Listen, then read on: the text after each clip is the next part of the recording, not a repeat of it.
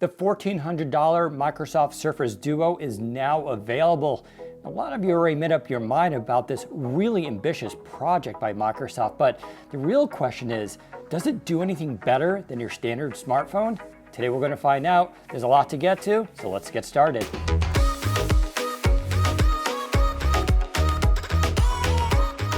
The Surface Duo may be a hard device to describe, but actually it's not. It's just two really good displays with some pretty awesome hinge work. And somewhere buried in that is, a smartphone along with a mobile computer, depending how you want to call this.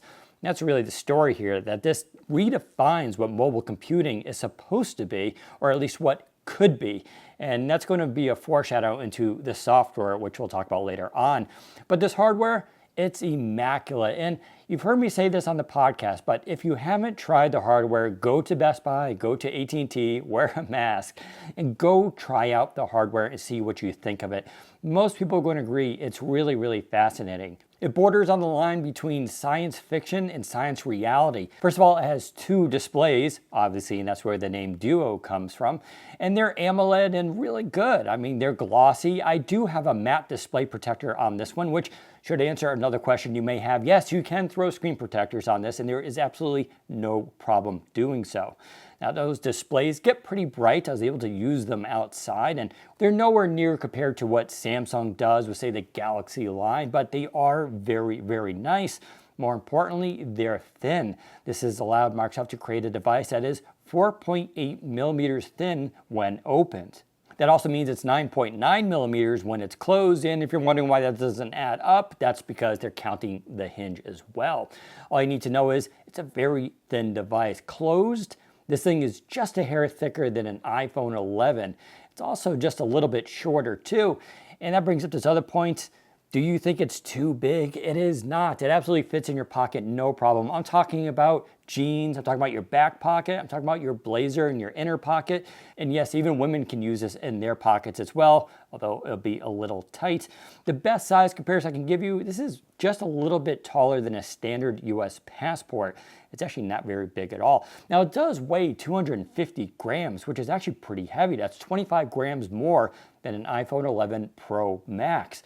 But because it's distributed evenly and it's a rather large surface, pardon the pun, you don't actually feel that weight. In fact, when I gave this to most people to hold, they thought it was considerably light, which is a really good testament to the design and engineering here. And yeah, Microsoft nailed the hardware. It's been in development for almost 5-6 years. It goes back all the way to 2014, in fact. So they've been thinking about this long and hard, which brings us to those processors. Yeah, okay, so it's running a Snapdragon 855, aka last year's processor, and in theory it should be good enough. Now, in benchmarks, this is a pretty good processor. It actually beats out most phones that have a Snapdragon 855, especially on multi-core. But benchmarks are one thing, reality is another, and unfortunately this device is a little bit slower than I would think it should be. It has to do with its powering two displays that operate independently. Now, I have to give Microsoft some credit here for just pulling off this feat in the first place. There's a lot going on. They've explained it in videos. They have two batteries on each side. They have gyroscopes on both sides, sensors on both sides. The motherboard itself is split in two. So, there's a lot going on here. Now, the Snapdragon 855, though, they didn't have a lot of choice here. Had they gone with an 865, they would have had put 5G in this. It would have driven up the price, and they would have done more with the antennas. And let's be honest, 5G is kind of overrated right now. But for now, I think this is actually fine. A bigger issue is just the performance in general, which may be an operating system issue, just the fact that Microsoft is new to this, and they need to do some tweaking. Now, some other hardware aspects you may be curious about is on the side here, you do have a volume rocker and a power button. Not a lot to say there. They're very good. They click and they feel great. There's also a fingerprint reader here, and that fingerprint reader is really good. I'm using my Samsung Galaxy Z Flip, which is a $1,400 flip phone. That thing is kind of terrible for a fingerprint reader, where this one never failed me. And yes, you can scan in multiple fingerprints. You can use your thumb, whatever you want, but it works very well. And considering they don't have facial recognition on this, which again goes to how thin the display is here, I think it's okay and is a good solution. Now below that, you do have a SIM card slot there for nano SIM. There is also eSIM support on here. This is not dual SIM though, so you can't run both at the same time. You can switch between them. Now, small caveat for those of you on AT&T, you will probably want to get the AT&T specific model. The reason is that one gets you visual voicemail, Wi-Fi calling, and all those little extra AT&T features, which they don't like to enable on unlocked phones, which the regular version of this one is. So yes, if you do want to buy this, send it to yourself overseas, it will work. These are global bands, it is SIM unlocked, there'll be no problems with you running it across the planet. Of course, you also get GPS on here and all the other goodies associated with 4G LTE. Now on the bottom of the device, you do have a USB Type-C port, and this really demonstrates just how thin this device is. Were they to make it any thinner, I mean, they couldn't even put a Type-C port on there.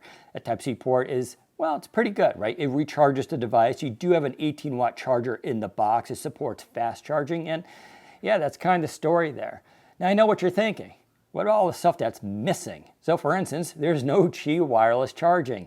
There's also no NFC, which bothers a lot of people. Although I will point out, if you do need to use it for tap to pay, if you have a Fitbit, if you have a Samsung Galaxy Watch, you can just use that. And that brings up another point. Do you need a smartwatch to use this device or really benefit from it? I say no. As you can see, I'm running a regular watch here. Now I did pair up my Active 2 watch and it worked really, really well, but I just don't like being bombarded with notifications, and I just didn't feel like I needed it. But if you want to use it with this device, it's a really good experience. Now, one more thing about that NFC, it's really an engineering challenge because had Microsoft put it into the back of the device, which is where you would have expected, so when you could tap the little register, but the problem is your device is closed when that would have to happen. And that's usually not how we use these kind of devices, when you have to have the display on and maybe even unlocked. Kind of makes sense.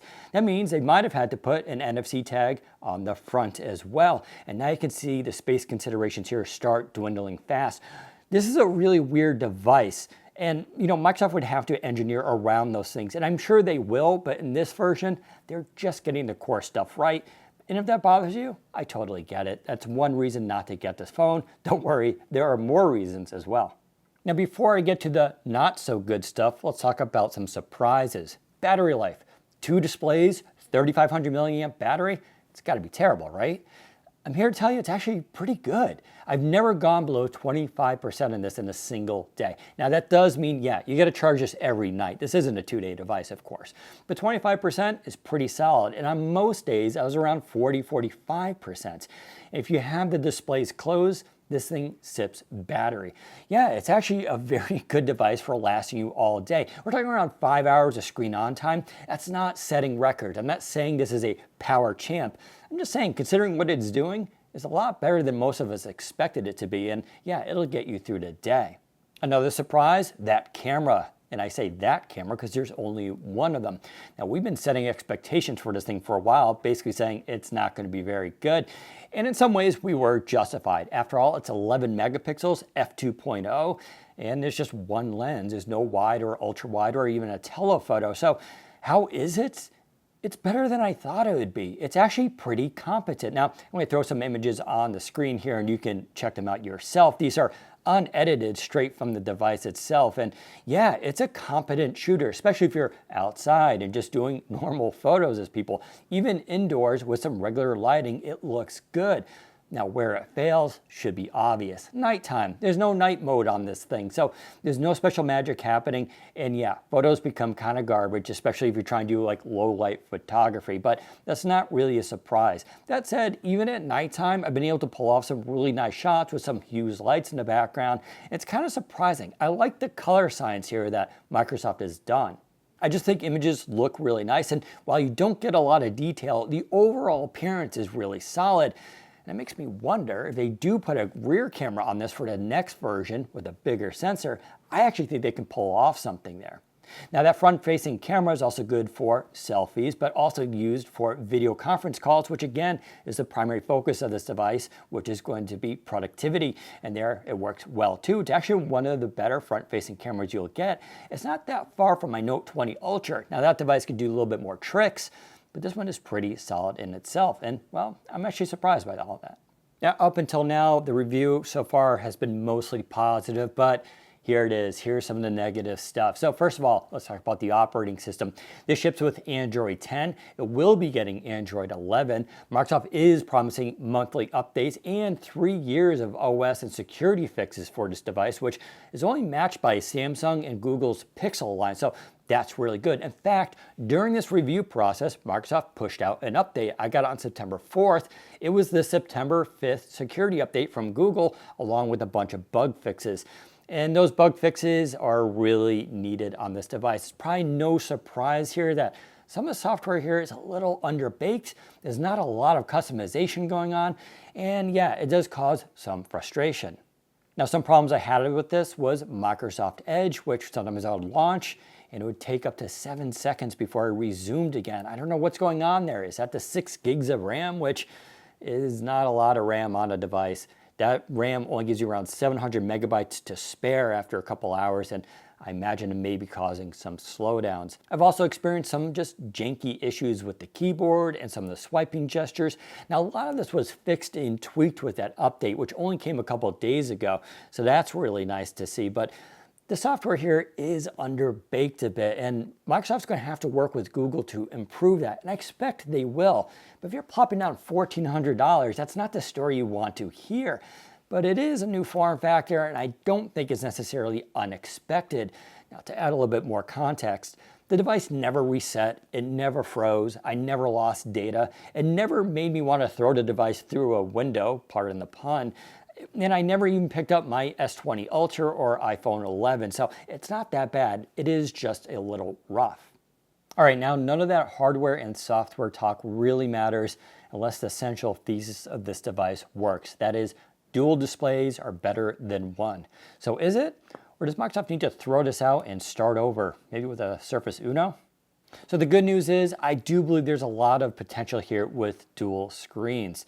For instance, the Kindle app is absolutely beautiful and spans across both of them. And that's kind of the secret here, the ability to take an app, span it across both displays. It's a really neat gesture and it works well. But there's only a few apps that do it right now. Microsoft News is another, allowing you to view a news story on one side while browsing through the other ones on the other. You can do this in your email too. Another feature that's really kind of cool is the ability to launch pairs of apps.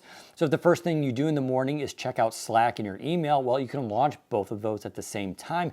And I know that sounds really weird and kind of trivial, but it's a really nice experience when you're working on this device all the time. And that's kind of the secret here, the ability to get immersed into your work versus picking up a laptop or a tablet.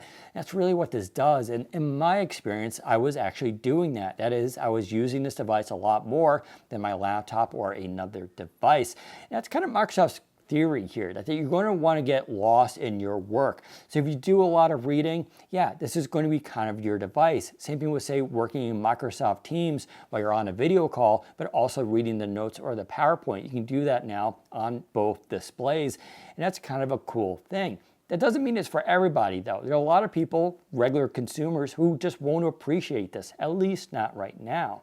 Another thing we could talk about is the pen. I haven't really talked about it a lot because Microsoft didn't even send the pen to review with this device. Now, it's a standard Surface pen, so you can use any one you want. You don't even need to pair it, which is kind of nice. It just works. But there's not a lot going on here with Android in this pen because Microsoft is just using basically stock Android here. So the inking experience is limited to whatever Android allows, which is not very much. Now you can use it in things like OneNote, Microsoft Office, Adobe Acrobat's brilliant if you want to sign and work in PDFs, really nice app. But there's not a lot of stuff you can do with the pen here, and it's just an okay experience. The form factor is fantastic. This is a lot easier to write on than the Samsung Galaxy Note 20 Ultra, but Samsung's pen technology and S Pen and all the customization they do blows this experience away. So it's a lot of work left for Microsoft and Google to do. All right, so should anyone actually buy the Surface Duo?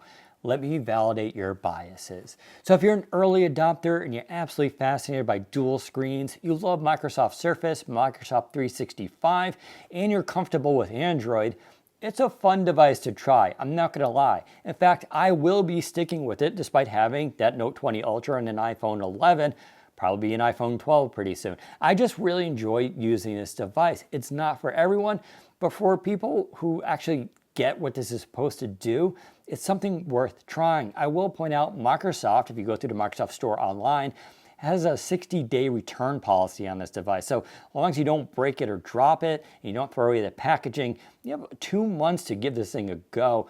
I say you'll know after a week. And make sure you give it some time. Just don't throw a SIM in here and then throw it into a pile and use your regular phone.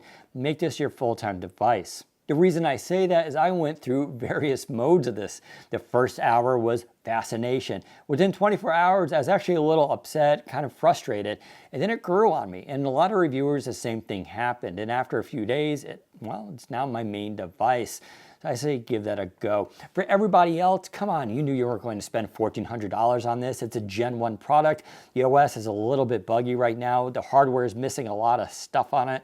Let them fix that for version 2 and see if it convinces you. And if not, maybe version 3. And yes, there will be more versions here. For now though, this is early adopter stuff, and that's okay. Microsoft's onto a good idea here, and that's really the takeaway of this. It's not whether you should buy this device, it's whether or not we should see more of it, and I say we should. All right, so that does it for the review. If you actually need more information, go to Windows Central. I have a 5,000 word review on this thing with a lot more detail, including like talking about Android Auto and all those other things that you may want to know about. So go to the link in the description below. Otherwise, let me know what you think about Surface Duo, whether or not it's something you should watch as well. Other than that, thanks for watching. Take care, everyone.